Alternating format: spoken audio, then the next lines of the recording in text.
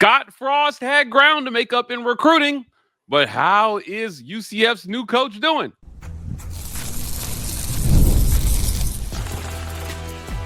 You are Locked On UCF, your daily podcast on the UCF Knights, part of the Locked On Podcast Network, your team every day. Welcome on into Locked On UCF, your daily UCF podcast. I'm your host, Mike G, and thank you so much for making Locked On UCF your first listen of every day. Joining me, as he does often, is my good friend Brian Smith from Locked On the Portal. The portal is open. The block is hot, Brian. Teams are making moves. Tampering is happening. It is time for the chaos to start. We're approaching many schools' spring games. Some schools have wrapped up spring already. Talking about recruiting and the portal. Last time you and I spoke, you told our listeners Scott Frost has a lot of work to do in terms of catching up in recruiting and generating interest for these young football players in UCF football. Give me the update, my friend. How's it going for Frost in terms of generating interest in the program? And quite frankly, is he catching up? We'll talk about specific recruits in a second. Yeah, they finally got a little run of commitments, mostly local kids. They got one kid from the state of Michigan that I don't know much about, but they got Tyron Wortham. He's one of the better receivers in the state of Florida. He plays at Booker High School, Sarasota. I saw him at Under Armour, and he was electric. I was like, okay, UCF got him recently, and I'm like, okay, now you're cooking with gas. Okay, this is somebody that can come in and play. They got a big kid out of Georgia, Keziah Charlton, offensive tackle that's roughly 300 pounds, plays at Brunswick. It's a tradition-rich program in the southeastern part of the state. I don't know why it took a while, Mike, to get this going. I just report the news, but they started getting some of these kids, and they, for whatever reason, kids commit when they do. We are talking about teenagers, but Antoine Sharp, he's a pretty good player out of Central High School in Palm Beach, Florida. That's a kid that I think can play pretty early. He's very instinctive. They're getting the guys that can run. And I know they need linemen. We'll talk about that in a little bit. But skill guys, linebacker, kids that have upside, that got length. Yeah, they've made up some ground there. Well, it's good to know that Scott Frost is starting to make some inroads there. Obviously, in that first year, Brian, you come in, hopefully you get hired as early in December as possible. And that first recruiting class sometimes is almost a wash. He's got to reestablish himself in the state of Florida because I think you'll go agree with me. UCF resides in one of the most fertile recruiting grounds in the country. If you can recruit your backyard, you can have some real good success in recruiting. I-4 corridor. Mike, it's as good as it gets, brother. Tampa to Daytona, and it runs right through Orlando. You got Polk County, you've got Orange County, you've got the greater Tampa, St. Pete, Clearwater. They recruit those areas. And everywhere you throw a rock, you're hitting a kid that can play college football. So there's no excuse. It's just an effort and relationship game. If they come up short this year or any other, it will be on their staff, period. Yeah. There's no friendly or anything else. It can't be that hard to sell UCF. I've been to their campus 100 times. That is a beautiful campus. It's in a vibrant city. You're 50 minutes from the beach. There's no reason not to be able to sell that. So they're starting to pick up, like I said a few minutes ago, but now they got to start. There's no shortcut on this either. They have to beat Florida State. They have to beat Florida, and they have to beat Miami for in-state recruits. That's the path. Right. And that is not a friendly one, but that's always been the path. So Auburn and Alabama and Georgia, Georgia Tech, Maryland and South Carolina, Notre Dame, Ohio State, they're all coming down there too.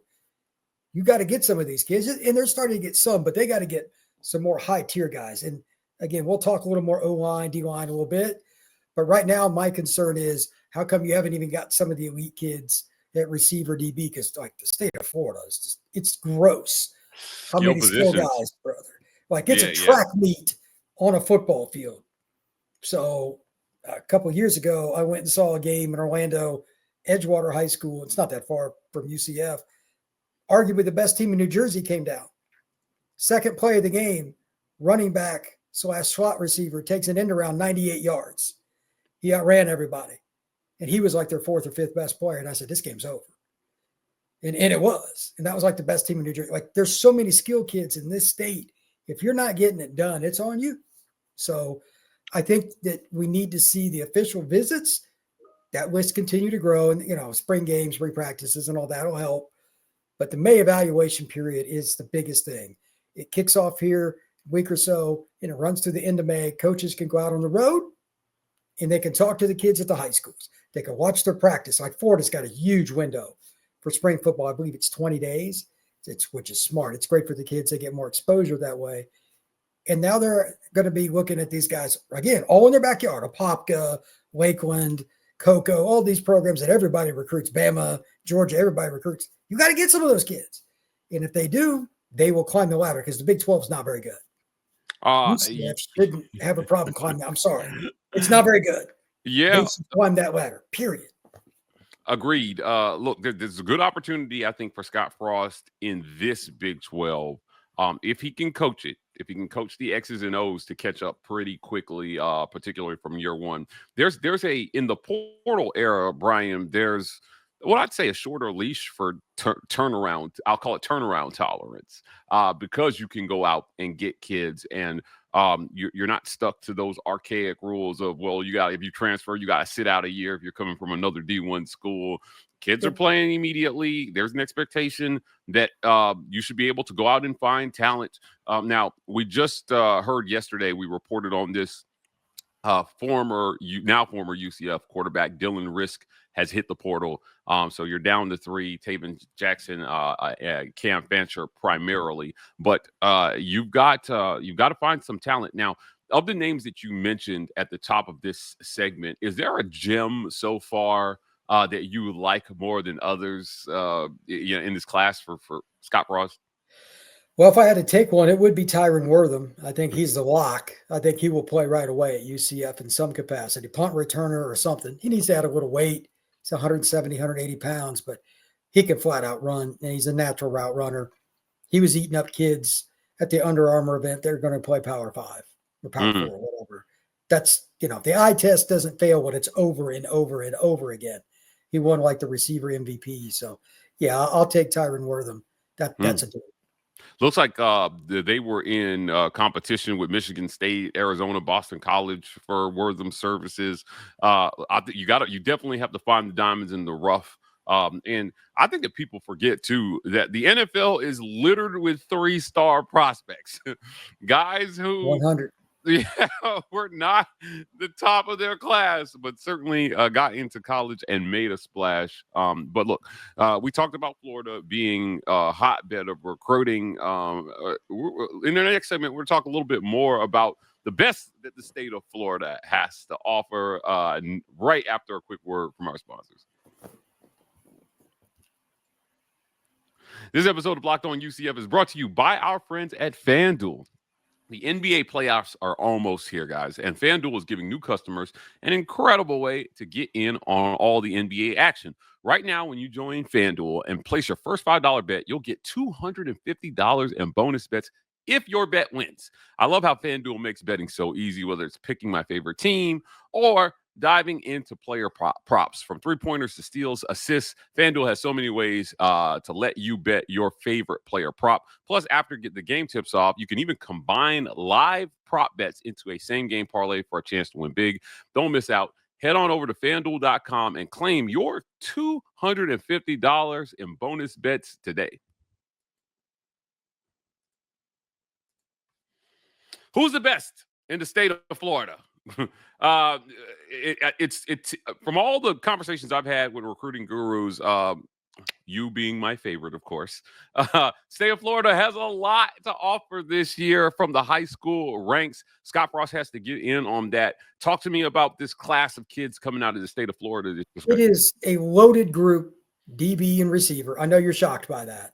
And it's also a group that has a few more quarterbacks than normal, like probably a lot. This is the best quarterback group that I've seen. Diabell's going to Texas, Noah Greb's going to Notre Dame, etc. There are kids all over the place playing quarterback this year. It's a little odd in that regard, but it's not super incredible like O-line, but it's better than normal. That's why you and I were talking about that off air and kind of coming into the show. they got to sneak out and get some of these guys because it's a state that's not normally great at O-line, but it's higher end than normal and quantity's better. And right now, I don't know who they're going to get from that group. That's my biggest concern. If you're going to get better and play P4 football, it's trenches. You and I talk about SEC football, Big 12 football, ACC, Big 10. The teams that win, if you ranked their O-lines in a league, most of the teams that finish in the top 5 of those leagues, their O-lines are also going to be in that group, and so are their D-lines. It starts there. I don't think UCF is where they need to be at that point. They had a good one last year, but they lost a lot of those pieces. I need to see the cupboard get stocked again. They might have to take a JUCO kid. They may have to take a couple more transfers, whatever. But right now, they're not quite where they need to be with that. The DB receiver thing, though, I'm going to go back to that for a second. If they don't clean up there, because there's more kids than like the big 3 can get. It's not even close. There are 35, 40 receivers in this state that can play at UCF. Literally. Wow. Yeah, wow. It's crazy in some capacity. Now, like, there's probably like 20 they'd rather have. I get it. But like they got Wortham. That's a kid that could absolutely play in the SEC. Like he was dominant at Under Armour. Not good. He was dominant. If you got him, you can get these other kids too. He's just down the road in Sarasota. He's just over 2 hours from campus. It's perfect. That's your radius, 2 to 3 hours. You should be able to get half your class if you're UCF. In this group, in state, there's tons of kids, Tampa, Cocoa, Orlando, etc., the same spots. They should be able to get a really good class. It's got to work. Yeah, the state of Florida has always been a very rich recruiting ground. But it's, in terms of timeline, Brian, we hear all the time that old adage about you never really know how good a recruiting class is until year 2 or 3, right? When you've had those kids in your system for a couple of years and they start to come ahead. And so when a coach takes over a program, they say that 3rd year is where a coach really starts to own what that team is versus what he inherited. But the portal has changed the timeline a little bit. They expect you to flip that roster a little bit faster. In terms of what Scott Frost is looking at, what do you think is a reasonable timeline for him in terms of establishing a good foothold in the state of Florida in recruiting and being able to compete for the top kids in the state? I think that should happen by the end of year 2. This year, they need to make ground. But the key now in recruiting is you're recruiting freshmen, sophomores, and juniors just as hard as you do seniors. Long-term relationships. A lot of the coaches that are with Scott have some kind of time, like McKenzie Milton, obviously. He's used to being in Orlando. That shouldn't be that hard. But some of the guys are newer. Those guys, whoever they are that haven't recruited Florida from like working in the state of Florida, this class, you hope it goes well. Next year, it has to go well. So that's how I look at it. If they don't get 4 or 5 wins over again, like the big 3, if one of the 5 kids that I'm talking about are at the top of their class, if they don't have an FSU, UF, or Miami offer, I'm going to be concerned. This year, I still want to see that, but it's like, who did you beat out for the recruit? That's bottom line. And I don't know if Florida State or whoever's going to be competing. It's random, but like, can they get somebody like Chauncey Kennan or somebody like that to even visit? He's a top 5 kid in Florida that plays with Wortham at Booker High School. Right now, I don't even think he's really considering UCF.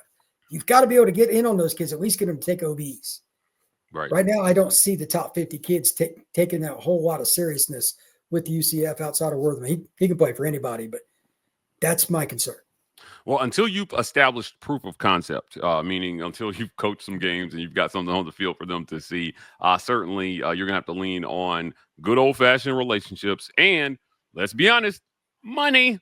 If you want to get these kids in the door, look, you sell the vision, but say, look, we have the dollars for you as well, at least for your top targets. Right. We know that cap is coming. We'll see how UCF does in terms of filling that $20.5 million coffer for Scott Frost to play with. But certainly, they're going to have to do some work there. It's good to hear that some ground is being made up.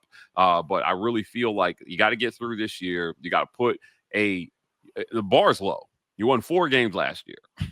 If you make a bowl game this year, you improved. You've improved over what it was last year.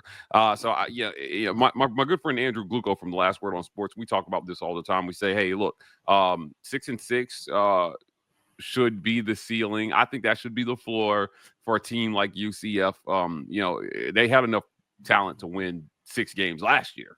But the mismanagement from a coaching standpoint is what landed them where they're at this year. Get the 6 wins and then move it forward. And I think that'll be enough to show recruits that you have a viable system for them to play in. But look, part of the foundation of a viable system is O-line recruiting. We're going to talk about O-line recruiting next on Locked On UCF.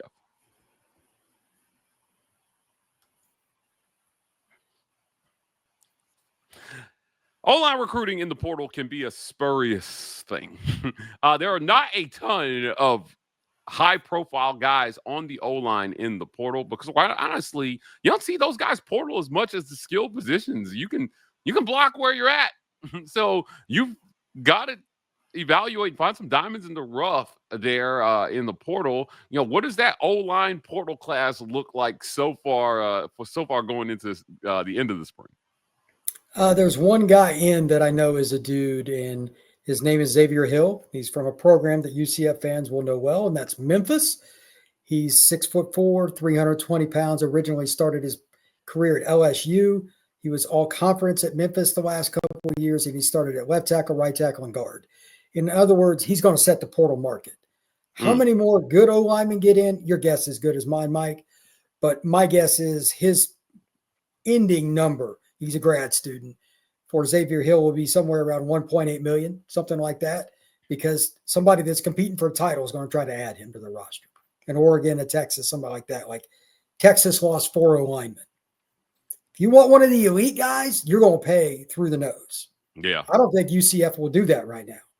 But that doesn't mean they can't get somebody at least right below where Xavier Hill is at. And again, the official date, just for the sake of argument, is the 16th of this month through the 25th when they can officially enter, but they can announce that they're going to be in. And Xavier has done that.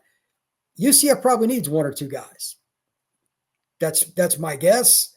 And I'm sure that the depth would be nice. But as you noted, O-line don't transfer that much, at least the good ones. They typically stick around. They bond with each other. They want to start and finish at the same school. So that's going to be a really big conundrum for a lot of schools, not just UCF. So it's across the board. Everybody's pretty much looking for O-line. Yeah, in the schools that I cover, usually if a top O-lineman is transferring, you pissed him off, Brian. You either promised him a bunch of money that you didn't give him, or you mismanaged a recovery from an injury. Or usually when those guys are transferring, they're really, really upset about something. And so if you're Scott Frost, hopefully these other coaches are making some mistakes that you can capitalize on and help build your O-line, because offensively, I don't think they have first and foremost, I don't think they have a dude at quarterback this year. They've got some okay guys in that QB room, but they don't have a dude at quarterback. And if you don't have a guy at quarterback, you need max protection around him. That guy needs that safety net of having a good pass protecting O-line so he can afford that extra second in the pocket to sit back there and process decisions and deliver good throws. It's been the difference between the SEC and the Big Ten and the other conferences. I think for a long time, it's been in the trenches. And it shows up in the big games year after year where those schools are winning championships because they've got the offensive and defensive horses to outlast you on the field. And I think Scott Frost has got to put an emphasis on building that line. I'm interested to see where he is. Before we get out of here, again, is there a name that particularly in the portal right now on the O-line that stands out? Who's your best guy in the portal on O-line? Well, it's definitely Xavier Hill. There's nobody close. He's the guy. He will be an NFL player. It is rare for a guy like him to jump in the portal. So, and he's from Olive Branch, Mississippi, which is a suburb of Memphis. He lives 20-25 minutes from downtown Memphis. So for him to be uncomfortable to the point where you have to pay him. You know what I mean? Yeah. Like that's going to be an NIL deal. There ain't no doubt about it, because he could have just stayed in Memphis and got the same grade and gone to the draft. So my guess is he's going to end up at Texas, SC, or Florida, or something like that. I'm curious to see what UCF is rumored with or who they sign. up front on both sides, not just O-line, but D-line, because in the next 48 hours over the weekend as well, so really the next 96, the portal is going to explode before we get into the full, because everybody wants people to know they're going in, and it's going to explode. If UCF is not active right away, that is another red flag. I think they will be. Yeah. But we just don't know who's going to be in. That's why it's so fascinating. There's surprises all the time. That's the portal in a nutshell. Yeah. Going to be super interesting to watch. Disney, if you're listening, we need that. We need that Disney NIL money. We need that Universal Studios NIL money for an O lineman here this off season. Brian Smith from Locked on the Portal. As always, before we get out of here, tell people where they can find you. Absolutely. Locked on the Portal. We do recruiting, NIL, and transfer portal every day. Got profiles of prospects, high school ranks, Xavier Hill, and all kinds of guys in the portal every day on the Portal Podcast. Wherever you find Locked on UCF, you can find Locked on the Portal. Thank you so much for making Locked on UCF your first listen of every day. For your next listen, go check out our friends at Locked on Big 12. Our guy Drake Toll is talking about every team in the Big 12, including the UCF Knights. You can find Locked on Big 12 on YouTube or wherever you listen to podcasts. You can find me and Brian Smith here tomorrow on Locked on UCF.